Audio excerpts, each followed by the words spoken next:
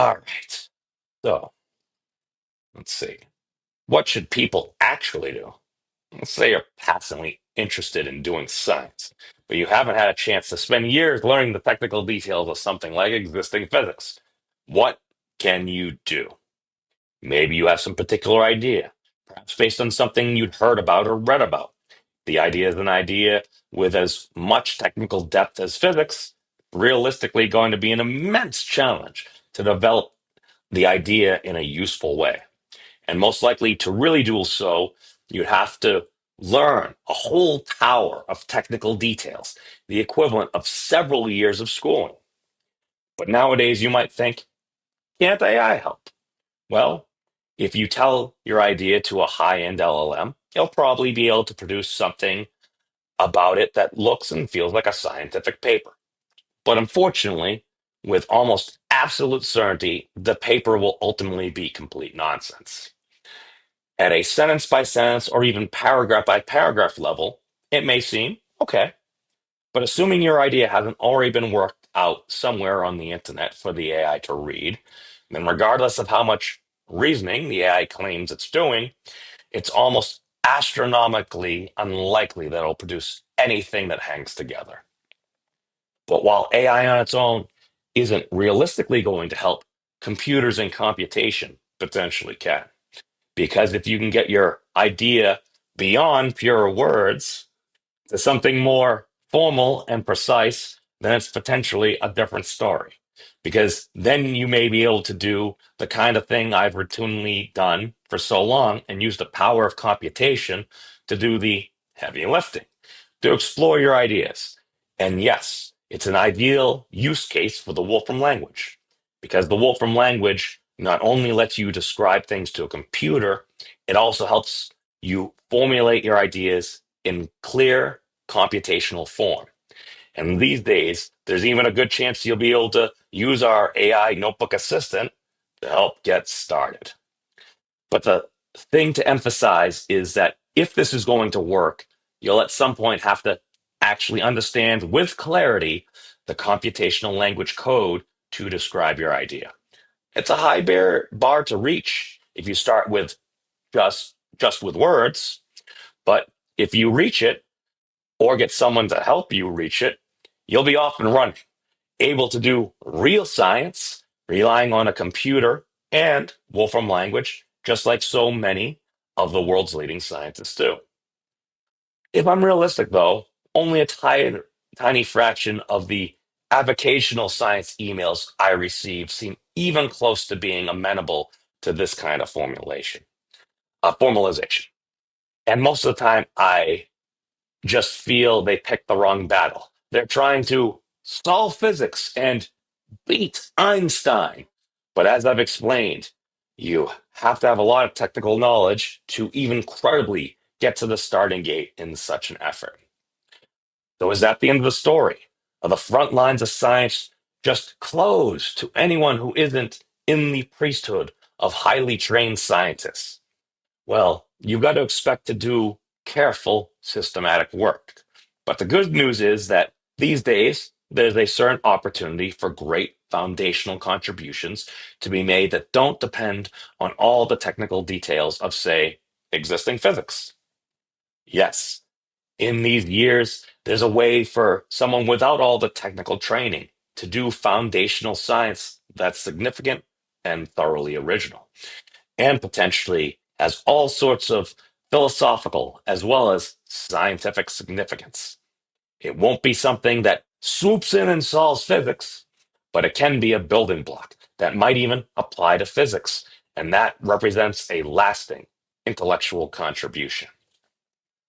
As it happens, it's been my work for over the past 45 years or so that perhaps most clearly highlighted what's possible. But ultimately, what's opened up the opportunity is the great intellectual development of our time, the computational paradigm. Unaided, there would be no alternative but to toil through all those technical details to reach the frontiers of science. But what we are learning is that thinking in fundamentally computational terms provides something transformative, a way to see deeply into the foundations of science, and for those who choose to use it, a way to chart a direct path to the frontiers. In the past, it wouldn't have been so clear, but particularly now with our physics project and everything that's followed from it, I think we can be confident that there are meaningful computational foundations to be found for theoretical science, underneath, for example, fields like physics and mathematics.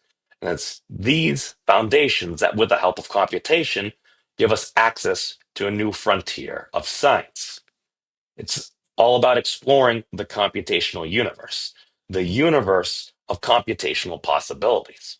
The computational universe is infinite, and there's a place in it for everyone, a place that's never been visited before, where there's new science to be found that, once found, will stand forever. These days, I have a name for this type of science.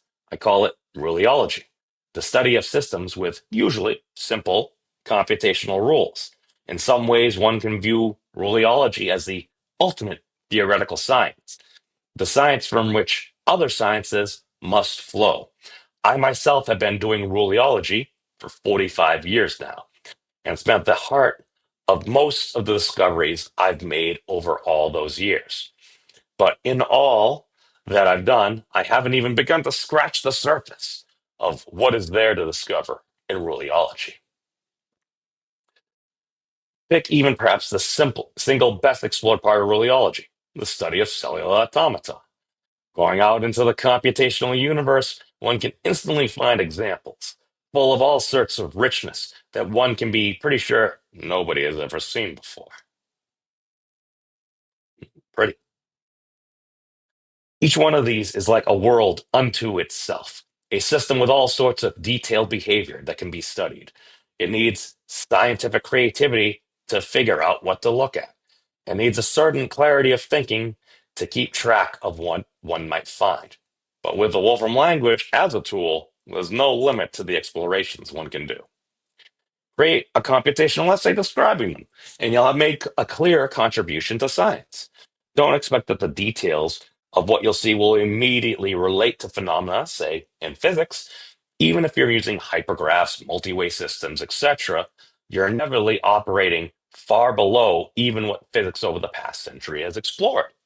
But more broadly and deeply, but the more broadly and deeply you investigate, the more you'll have a chance to find core phenomena in Ruliology that'll flow through to a lot of other places, including potentially physics. By doing computer experiments, you'll develop a new kind of intuition. I don't think I've ever seen someone who isn't at first surprised by what they see out in the computational universe once they carefully look at it. But with that intuition, you'll get a sense of what you might explore in the computational universe.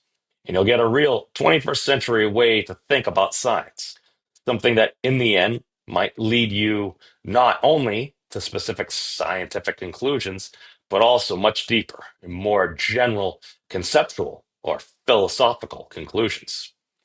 Everyday experience of the world gives one a certain intuition, whose implications have been well worked through over the millennia.